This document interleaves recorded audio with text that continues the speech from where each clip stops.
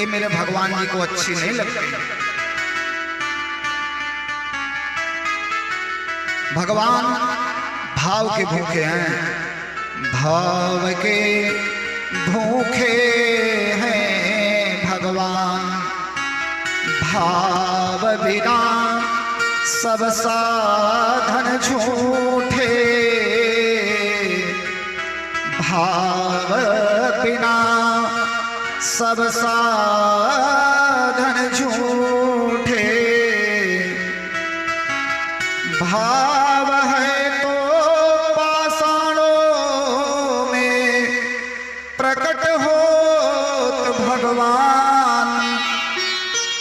भाव के भूखे हैं भगवान। भाव के भूखे हैं भगवान। भाव के भूखे हैं भगवान। भूखे हैं भगवान। भूखे हैं भगवान। भाव के भूखे हैं भगवान। भाव के भूखे हैं भगवान। भाव नहीं तो हरि मंदिर में, भाव नहीं तो हरि मंदिर में दिखत बस पासा, दिखत बस पासा। भाव होए तो पाषाणों में, भाव होए तो पाषाणों में प्रगट होई भगवान। भाव के भूखे हैं भगवान। भाव के भूखे हैं भगवान। भाव के भूखे हैं भगवान। भूखे हैं भगवान।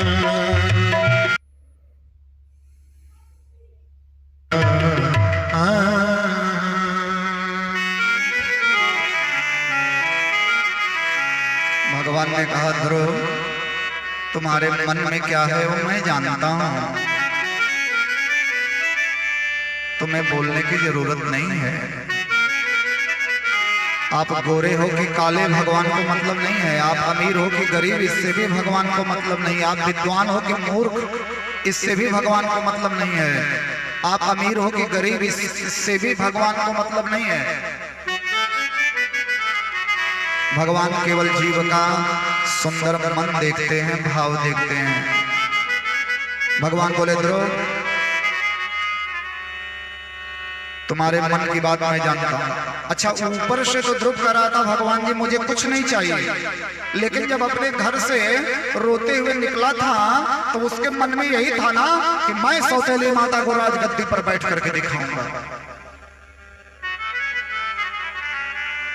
भगवान ने कहा ध्रुव, भक्ति तो तुम्हें मेरी प्राप्त है ऑलरेडी, लेकिन अनन्य भक्ति तुम्हें तब मिलेगी जब 36,000 वर्ष तक तुम इस भूमंडल पर राज्य करोगे। जाओ, मैं तुम्हें आशीर्वाद देता हूँ, 36,000 वर्ष तक इस भूमंडल के सम्राट बनोगे, और जब इस धराधाम को छोड़ करके आओगे तो तुम्हें एक अन्य लोक की प्राप्ति होगी। अभी तुम 36,000 वर्ष तक राज्य करो। तथास्तु। मेरे भगवान श्री हरि विष्णु अंतर ध्यान हो गए। श्री सुखदेव स्वामी कहते राजन, ध्रुव इतना पछताया, इतना पछता रहा है। हे भगवान जी, मुझसे बहुत बड़ी भूल हो गई प्रभु जी, बहुत बड़ी भूल हो गई।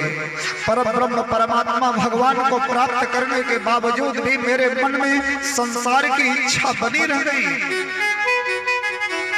धन दौलत राजपाट की इच्छा मेरे मन में बनी रह गई। प्रभु, देने में तूने कमी ही न की, हाँ इबादत में मेरे कमी रह गई। तड़पते हुए जा रहा है। राजा उत्तानपाद को पता चला।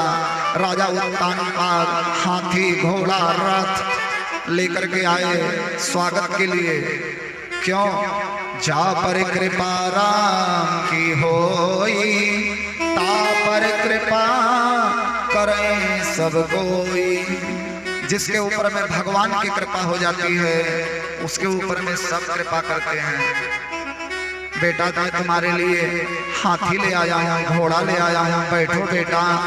ध्रुव रोने लगे, पिताजी अब ना हाथी पर बैठने की इच्छा है और ना घोड़े पर बैठने की इच्छा है। एक दिन ऐसा था कि मैं राजगद्दी पर आपकी गोद में बैठने के लिए रो रहा था पिताजी, लेकिन अब न हाथी न घोड़ा न राजगद्दी, मैं उस परब्रह्म परमात्मा की गोद और स्नेह को प्राप्त करके आया हूँ। अब कहीं बैठने की इच्छा नहीं है। बंधुओं, भक्ति का सबसे बड़ा सिद्धांत यह है कि भगवान का भक्त अपने आप को तिनके से भी छोटा समझता है। मैं तिनके से भी छोटा हूँ, ये भगवान के भक्त का भाव है। राजा उत्तानपाद को बड़ी गिल्टी फील हो रही है और सबसे पहले सौतेली माता को प्रणाम किया। बहुत अच्छा हुआ माता जी जो आपने कड़वे वचन बोले। पिताजी आपको मानते थे, ये भी अच्छा हुआ। आपने मुझे कड़वे वचन बोले, ये भी अच्छा हुआ। नहीं तो पिताजी मुझे जाने नहीं देते और अपनी माता सुनीत के पैर पर गिर करके ध्रुव इतना रोया, है मेरी माँ, भगवान तुम्हारे जैसी माँ सबको दे जो भगवान से मिलने की प्रेरणा देती है। राजा उत्तानपाद को अपनी गलती का एहसास हुआ। ध्रुव को राजगद्दी पर बैठा करके राजा उत्तानपाद भगवान का भजन करने के लिए चले गए। श्री सुखदेव कहते हैं, राजा मेरे ध्रुव जी का विवाह हुआ। प्रजापतिर्दुहितरं शिशुमारस्य वै ध्रुवः उपयेमे भ्रमीं नाम तत्सुतो कल्पवत्सरो। प्रजापति शिशुमार की बेटी का नाम है भ्रमी। भ्रमी बड़ी सुंदर है। उनसे ध्रुव जी के दो बेटे हुए, भ्रम और कल्प और वत्सर। लेकिन मेरे ध्रुव जी का एक विवाह और हुआ। इलायाम विभार्यायाम वायो पुत्र्या महाबलः पुत्रम उत्कलनामानं योऽसित रत्नमजीजनत। वायु की बेटी है इला। इला से ध्रुव जी के एक बेटा हुआ जिसका नाम है उत्कल और एक बेटी। ध्रुव बहुत सुंदर राज्य कर रहे हैं। विवाह हो गया, दो विवाह हुआ है। लेकिन ध्रुव के जो भाई उत्तम हैं अभी तक उत्तम का विवाह नहीं हुआ है।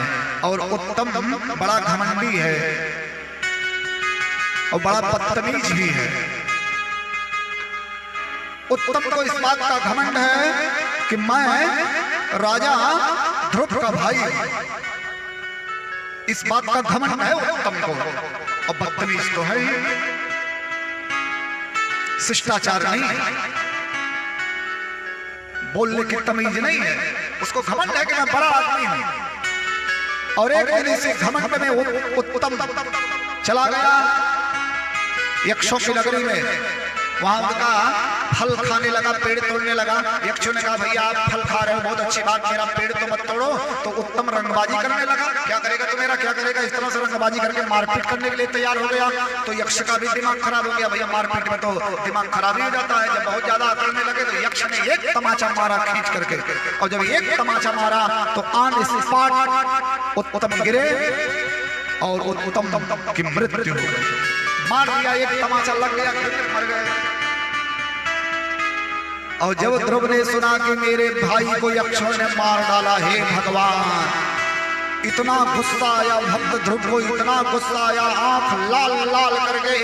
कई यक्षों सेना लेकर के ध्रुव जी आक्रमण कर दिए और पूरे यक्ष की नगरी में इतना बाण मारे, इतना बाण मारे, यक्ष की पूरी नगरी को तहस नहस कर दिए। हाहाकार मच गया यक्षों की नगरी में। बहुत सारे यक्ष मारे जाने लगे। तब तब दादा मनु आए। दादा मनु ने कहा क्या कर रहे हो ध्रुव? बोले दादा हमारे भाई को मार डाले। बोले ना, गलत बात ध्रुव, गलत बात। नायम मार्गो हि साधूना ऋषिकेशानुवर्तिनां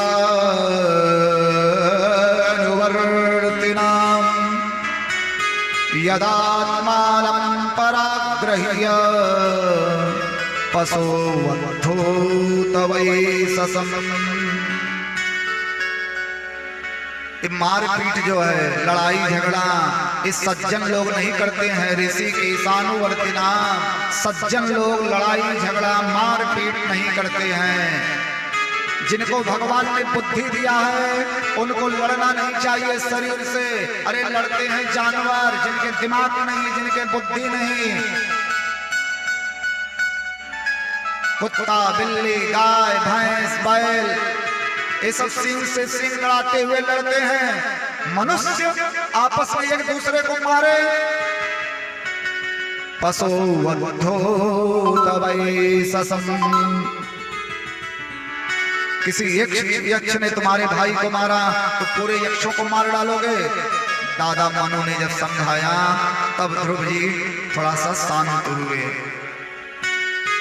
ध्रुव जी ने भगवान का दर्शन किया है, लेकिन बंधुओं भगवान का दर्शन करने से विवेक नहीं आता। विवेक आता है सत्संग से।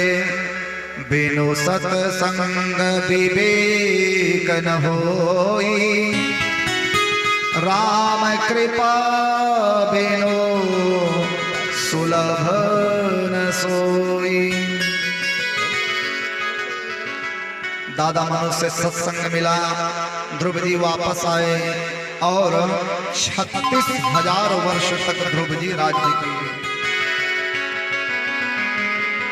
36,000 वर्ष तक राज्य करने के बाद बीमार